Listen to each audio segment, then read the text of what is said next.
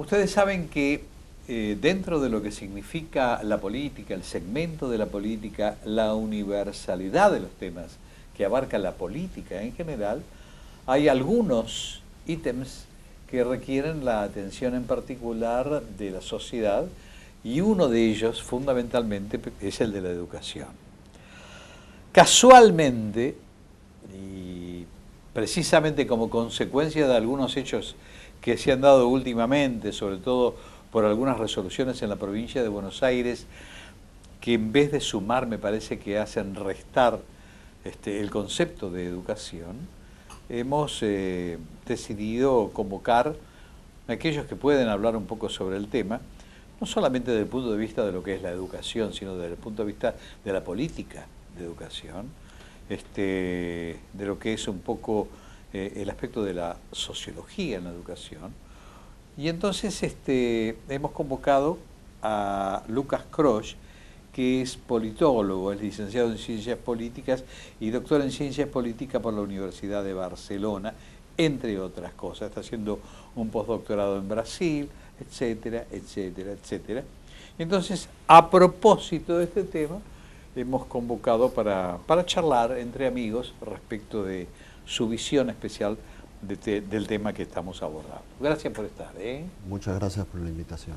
El tema, el primer punto de partida es esto, la resolución esta o la ley que se acaba de aprobar en la provincia de Buenos Aires, que todavía está ahí vigente, ¿no? Es decir, vamos a ver qué pasa. Sí, es la resolución 1057 que en realidad se apoya en la ley de la ley de educación del año 2006 nacional y la provincial del 2007. Es decir que es una resolución que no aborda nada nuevo, ¿sí? Aborda temas que ya fueron planteados políticamente, que todas las fuerzas políticas participaron en este planteo, que hubo amplia mayoría, no solamente del oficialismo, sino de amplios sectores también de la oposición.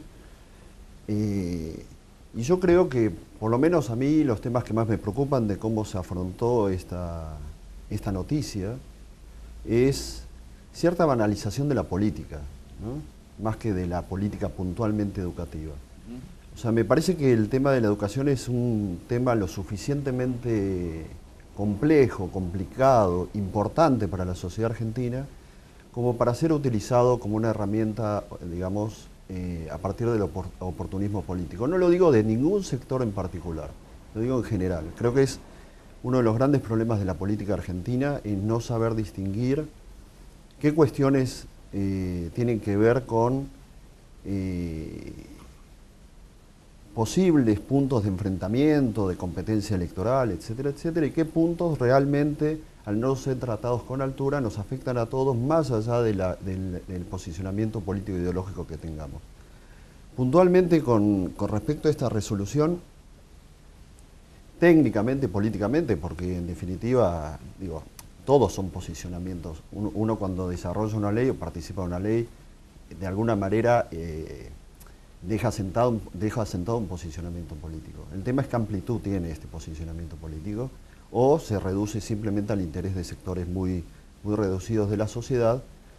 Y bueno, yo tengo mi posición tomada con respecto a esto particularmente. Creo que esta resolución es un fiel reflejo de la amplitud de las reformas educativas de esta década en contraposición a las reformas educativas de la década anterior, ¿sí? Tiene que ver con posicionamientos de la educación como, digamos, dejar sentado a la educación como un derecho, ¿sí? Y como una obligación del Estado de garantizar ese derecho a la educación. Y bueno, y creo que se ha cortado por el lugar más sensible respecto al sentido común. Y ahí es donde yo llamo la atención sobre el oportunismo político, ¿no? El tema de la nota y el tema de la evaluación es un tema complejo, no es un tema sencillo. A mí cuando me educaban mis padres, si hacía algo bien o hacía algo mal y iba avanzando en mi edad, no me decían este cuatrimestre tuviste un 1 o tuviste un 2. Tenía que ver esa educación con procesos evaluativos mucho más complejos que se reflejaban en mí, ¿sí? Respecto no a una nota, sino a una valoración mucho más subjetiva de ellos, ¿sí? Respecto a mí. yo creo que digamos, esta resolución, este reflejo de esta resolución, de esta ley, del espíritu de estas leyes que mencioné, tienen que ver con cierta, que yo digo, quiero resaltar, cierta idea valiente de afrontar un futuro distinto respecto a nuevas formas de inclusión social, ¿sí?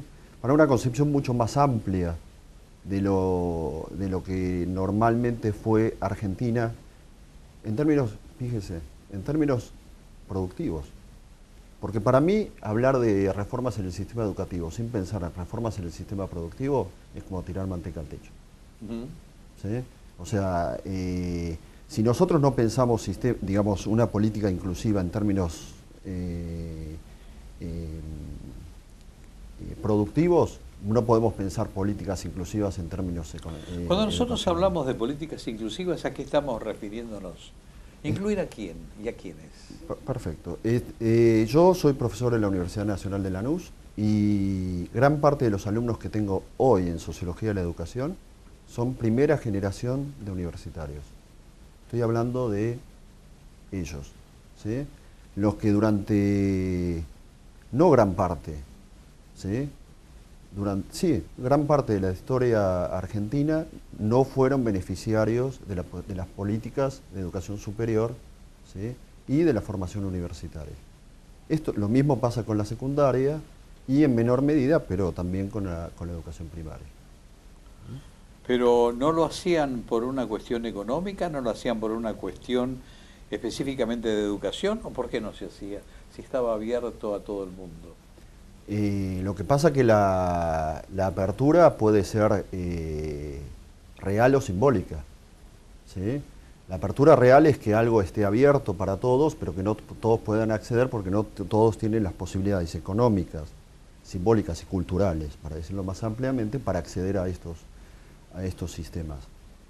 Creo que se está haciendo, creo que cuando se habla de calidad, que es un concepto importante en educación, la calidad no solamente pasa, ¿sí?, por los resultados de los exámenes tradicionales, también pasa por un sistema que está dispuesto, ¿sí?, a incluir, a sostener, ¿sí?, y que a los resultados de la inclusión sea un ingreso similar al número de la matrícula de ingreso. ¿Bien?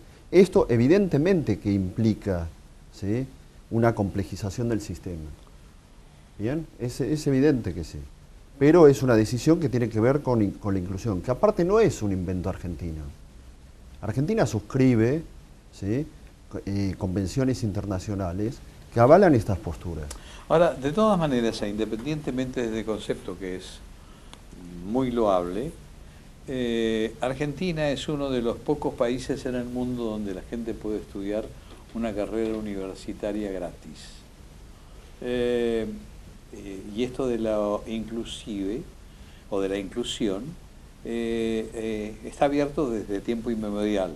Yo fui a una universidad del Estado, y como yo, miles.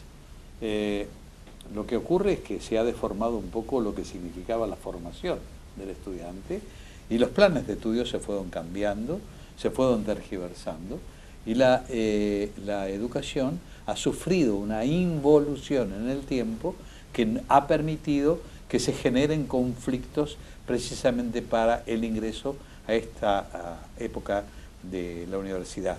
Sobre todo, por ejemplo, en la Facultad de Medicina de La Plata, donde se bocha en el examen de ingreso a mucha gente, tal vez porque no están formados correctamente desde la escuela secundaria. Pero esto es un tema que habría que analizar, habría que ver, porque quién tiene la verdad, efectivamente, porque los que se quejan que no entran porque reprueban el examen, pero dicen que las preguntas son están fuera de contexto, o son preguntas que no tienen nada que ver con lo que tienen que responder. En fin, es un dilema que se da entre los alumnos y los que tienen que marcar esos exámenes.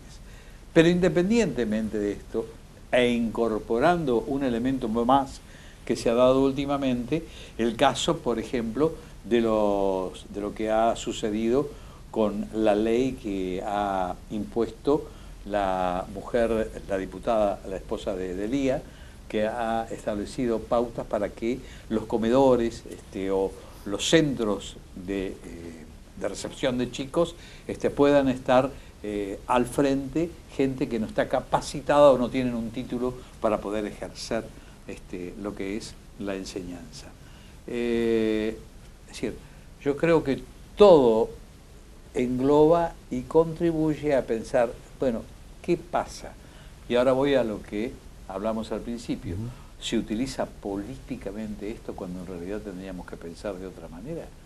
Esta es la distorsión que todavía no llego a clarificar. Sí. Y esto, por eso quiero que lo hablemos. Sí se utiliza políticamente. Ah, por eso. Lo que pasa que el problema para mí no es que se utilice políticamente, sino cómo se utiliza políticamente. Correcto. ¿No? Porque, digo, para mí la política es una herramienta de transformación y no es mala per se. ¿Sí? No, de ninguna manera. Sino en todo caso es el tema de cómo llevamos adelante estas transformaciones. Desde ya que hay que trabajar, no voy a hablar de ese caso particular porque tampoco lo conozco en profundidad como para opinar, pero evidentemente la formación de nuestros maestros, de nuestros profesores, requiere un compromiso político que debe trascender, como dije al comienzo, debe de trascender las disputas electoralistas. O sea, yo creo que la educación no puede estar sujeta a oportunismo electoral. Digo, no puede ser que alguien salga a opinar sobre una resolución, ¿sí? Sin haber leído la resolución y decir que se eliminaron los aplazos. Porque es poco serio. Está bien que eso tiene un impacto sobre la opinión pública, que, digamos, en gran parte tampoco leyó y reproduce el discurso, pero no es banalizar la política. Yo pienso que se ha utilizado políticamente de los dos lados. No, yo no hablo de lados. Ah. En absoluto, yo no hablo de lados, yo hablo de la banalización de la política, ¿no? Yo creo que en distintos momentos, con distintos intereses, esto trasciende a grupos políticos. Entonces, y creo que eso es un problema porque, digamos, parecería que ya todo lo que se dice en un medio, cualquiera sea, ¿sí? es verdadero, ¿sí? per se. No hay nada que lo sostenga detrás. Son discursos huecos, son discursos vacíos, ¿sí? que tienen como objetivo, vuelvo a decir, parece que el gran premio, ¿sí? es ganar una elección. Y creo que el gran premio para la Argentina debe de ser, ¿sí? mantener políticas educativas sostenidas en el tiempo, ¿sí? con una direccionalidad clara, que evidentemente después va a tener que promover algunos sistemas de evaluación, ¿sí? de esos procesos de mejora, propios de ese mismo proceso y no de otros, ¿no? Esto se va a dar única y exclusivamente cuando se dejen de lado los intereses político-económicos de los funcionarios o de aquellos que se quieren proyectar hacia el futuro políticamente. En la medida que se piense en función de país y universalizando un poco el concepto y yendo a lo que es sociológicamente la educación, evidentemente vamos a alcanzar esos objetivos, que yo estoy de acuerdo contigo en ese aspecto. Pero mientras la política domine ese aspecto, no vamos a lograrlo, sobre todo en este país en particular. Yo no sé qué ocurre en el mundo, pero me da la impresión de que se toma la educación de otra manera. Los países más politizados en el mundo, ¿sí? tienen los resultados educativos más altos. El tema es, volvemos a lo mismo, es ¿qué implica esta politización? Politización no es cooptación político-partidario, ¿sí? Correcto. de una institución o de un sector. Politización es comprometerse, ¿sí? con procesos de cambio en términos, por ejemplo, de la inclusión, que para mí es un tema realmente, no digo indiscutible porque todo es discutible, ¿sí? es un tema muy importante. La inclusión debe ser una política sostenida en el tiempo porque no solamente es un derecho, sino que es una obligación del Estado. Mi querido Lucas, gracias por estar, muy amable. Por favor, muchas gracias a usted.